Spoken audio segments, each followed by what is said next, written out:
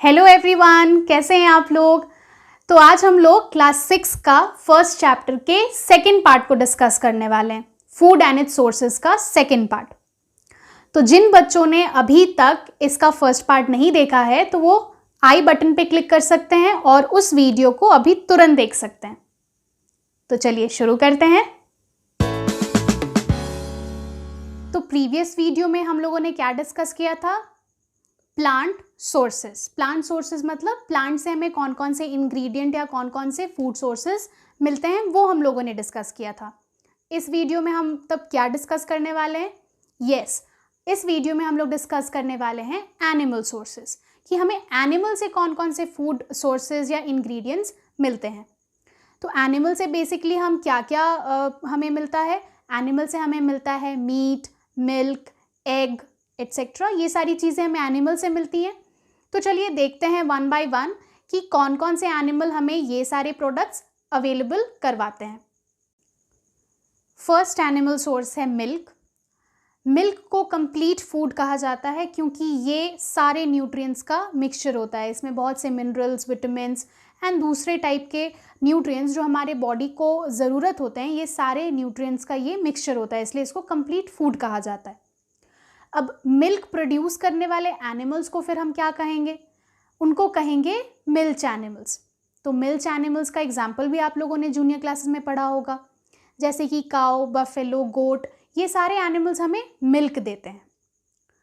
उसी तरीके से मिल्क के बहुत सारे प्रोडक्ट्स भी हम यूज़ करते हैं, कंज्यूम करते हैं, डे टू डे लाइफ में हम उसे खाते हैं, जैसे कि पनीर, चीज़, बटर, घी। ये सब क्या है? ये सब मिल्क से बनाए जाने वाले प्रोडक्ट्स हैं जिनको खाया जाता है, कंज्यूम किया जाता है।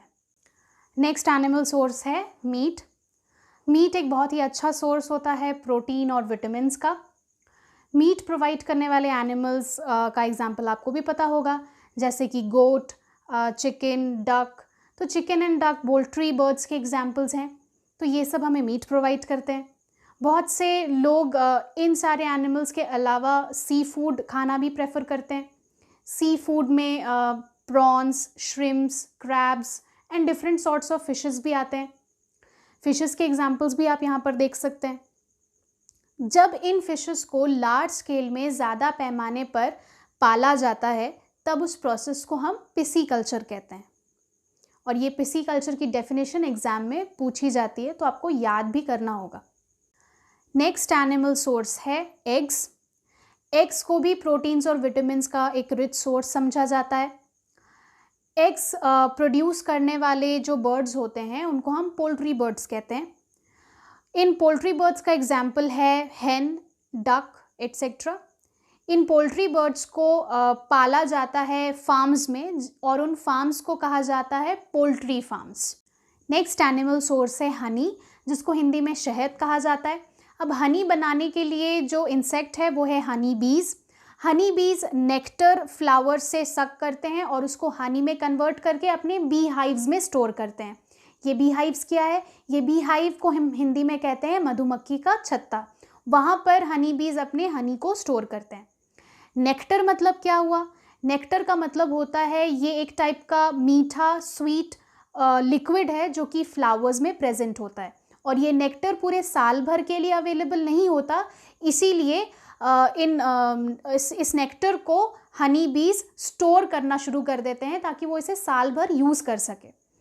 ये नेक्टर हमेशा फ्लावरिंग सीजन के टाइम में ही अवेलेबल होता है। फ्लावरिंग सीजन मतलब वो पीरियड, वो टाइम जब फूल खिलना शुरू करते हैं, तभी इनमें नेक्टर अवेलेबल होता है। जब इन हनी बीज को बहुत लार्ज स्केल में पाला जाता है ताकि उनसे हमें हनी मिल सके, तब हम इस प्रोसेस को एपीकल्चर कहते हैं। अब हमें हनी क्यों ज़रूरत होता है? हमें हनी इसीलिए ज़रूरत होता है क्योंकि हनी का यूज़ बहुत से आयुर्वेदिक मेडिसिन्स में किया जाता है और खाने के बहुत सारे आइटम्स में भी हनी का यूज़ किया जाता है। Next and last animal source है ऑयल।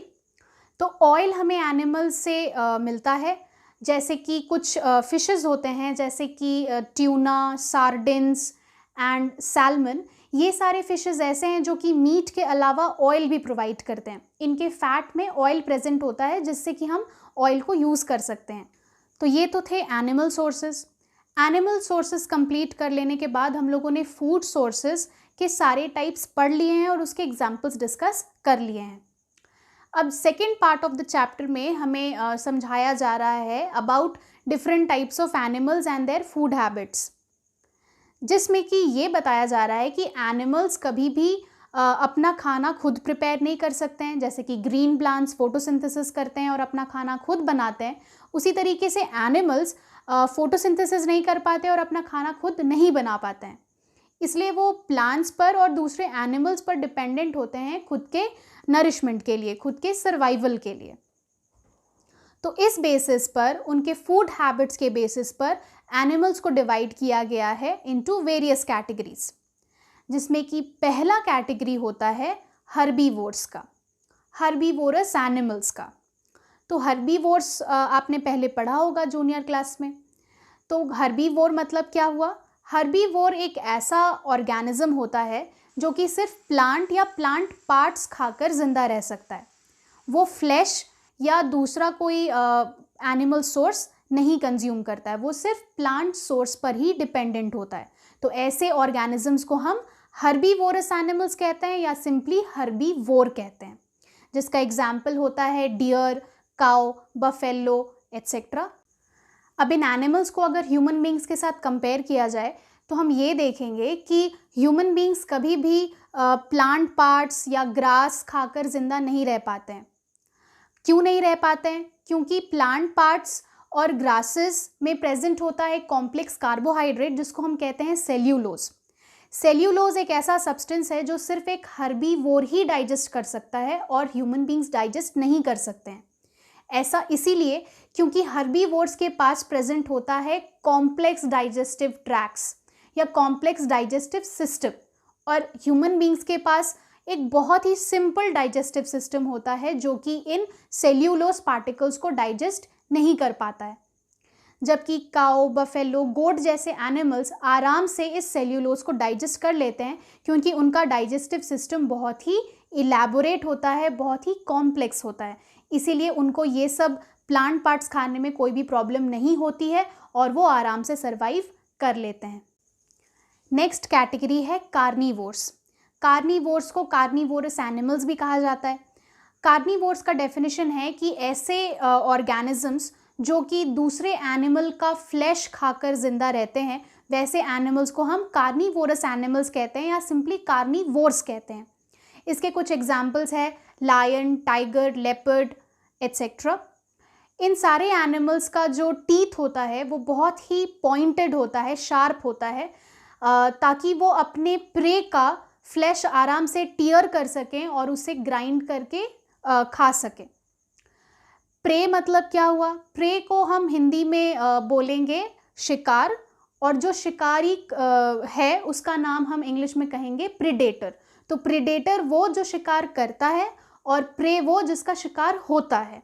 तो जैसे कि डियर हो जाएगा प्रे, तो लायन हो जाएगा प्रीडेटर। नेक्स्ट कैटेगरी है ओमनीवोर्स की। ओमनीवोर्स ऐसे ऑर्गेनिजम्स होते हैं जो कि प्लांट एंड एनिमल पार्ट्स दोनों कंज्यूम कर सकते हैं, जिसका बेस्ट एग्जाम्पल है ह्यूमन बींग्स।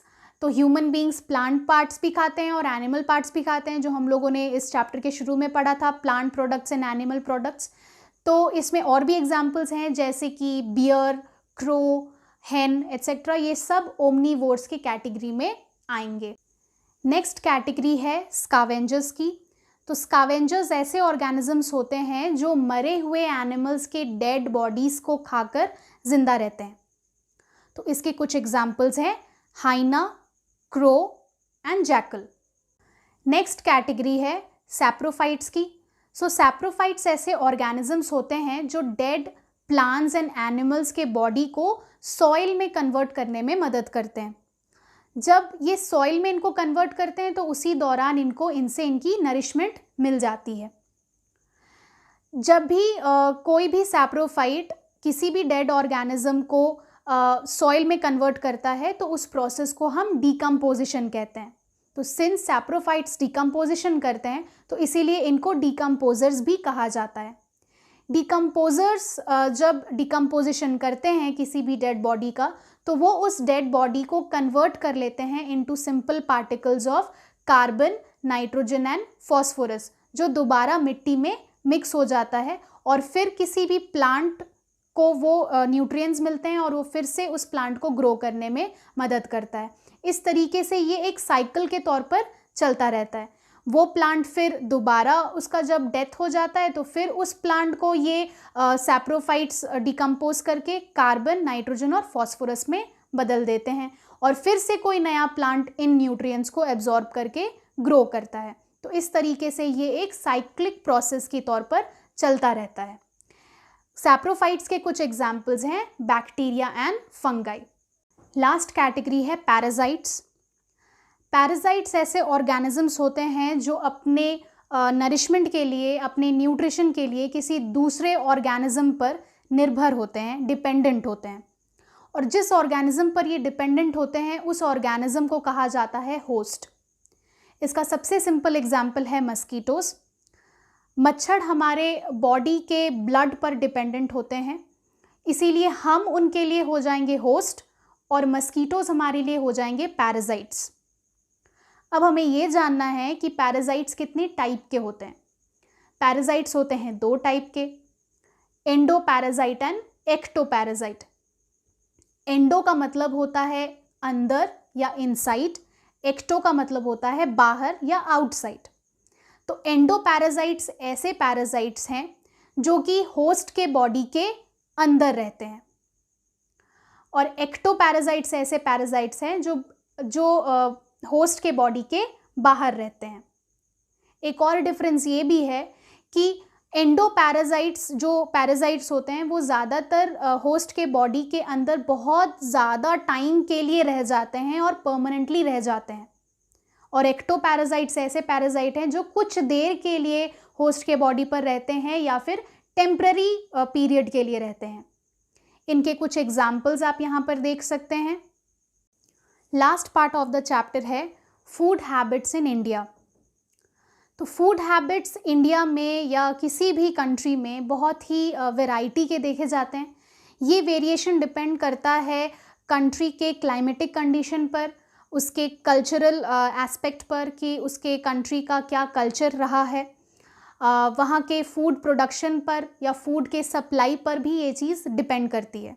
इसका बहुत ही सिंपल एग्जांपल है दैट इंडिया के नॉर्दर्न पार्ट में आप देखेंगे कि ज़्यादातर रोटी खाई जाती है या चपाती का ज़्यादा यूज़ किया जाता है, वीट का ज़्यादा कंजम्पशन हम देखते हैं। वेराज अगर आप साउथ एंड ईस्टर्न इंडिया में देखेंगे तो वहाँ ज़्यादा चावल खाया जाता है, राइस कंजम्पशन वहाँ पर ज़्यादा है। तो ये क्लाइमेट पर भी डिपेंड कर रहा है और वहाँ के कल्चर बैकग्राउंड पर भी ये चीज़ डिपेंड करता है। तो यहाँ पर हम पहुँच जाते हैं चैप्टर के एंड पर। तो ये लास्ट टॉपिक था। तो आई होप आपको ये पूरा चैप्टर अच्छे से समझ आया होगा और क्वेश्चन आंसर्स के लिए आप हमारे वेबसाइट www.100%marks.com पर जाकर क्वेश्चन आंसर्स डाउनलोड कर सकते हैं। और अगर आपको हमारा एफर्ट्स अच्छा लग रहा है तो हमारे वीडियोस को लाइक करना ना भूलें, ताकि हमें पता चले कि आपको हमारा काम पसंद आ रहा है। इससे हमें बहुत एनकरेजमेंट मिलती है। और अगर आपने अभी तक हमारे चैनल को सब्सक्राइब नहीं किया है तो सब्सक्राइब करना ना भूलें, ताकि आगे जितने भी वीडियोस हम बनाएं उसके सारे नोटिफिकेशन आप तक सबसे पहले पहुंचे। So till then keep learning, happy learning.